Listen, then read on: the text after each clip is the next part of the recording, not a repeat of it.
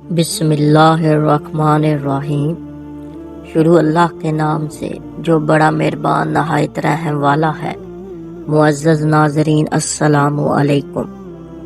مسجد نبوی کی تکمیل تو مکمل ہو گئی، مگر لوگوں کو نماز کے وقت جمع کرنے کا کوئی ذریعہ نہیں تھا جس سے نماز با جماعت کا انتظام ہوتا۔ اس سلسلے میں حضور صلی اللہ علیہ وآلہ وسلم نے صحابہ کرام سے مشورہ فرمایا۔ بعض نے نمازوں کے وقت آگ جلانے کا مشورہ دیا، بعض نے ناقوس بجانے کی رائے دی، مگر حضور اقدس صلی اللہ علیہ وآلہ وسلم نے غیر مسلموں کے ان طریقوں کو پسند نہیں فرمایا۔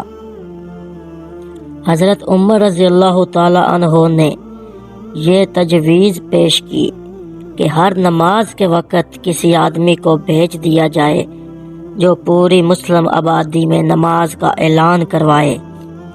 حضور صلی اللہ علیہ وآلہ وسلم نے اس رائے کو پسند فرمایا اور حضرت بلال رضی اللہ تعالی عنہ کو حکم فرمایا کہ وہ نمازوں کے وقت لوگوں کو پکار دیا کریں۔ چنانچہ وہ الصلاۃ جامعہ کہہ کر پانچوں نمازوں کے وقت اعلان کرتے تھے۔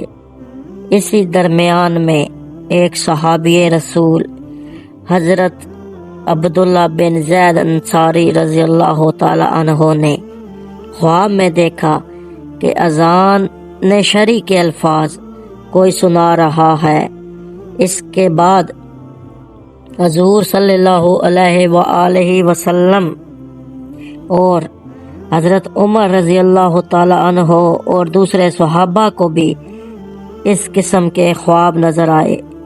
حضور صلی اللہ علیہ وآلہ وسلم نے اس کو من جانب اللہ سمجھ کر قبول فرمایا اور حضرت عبداللہ بن زید رضی اللہ تعالی عنہ کو حکم دیا کہ تم بلال کو اذان کے کلمات سکھا دو، کیونکہ وہ تم سے زیادہ بلند آواز ہیں۔ چنانچہ اسی دن سے شرعی اذان کا طریقہ جو آج تک جاری ہے اور قیامت تک جاری رہے گا شروع ہو گیا۔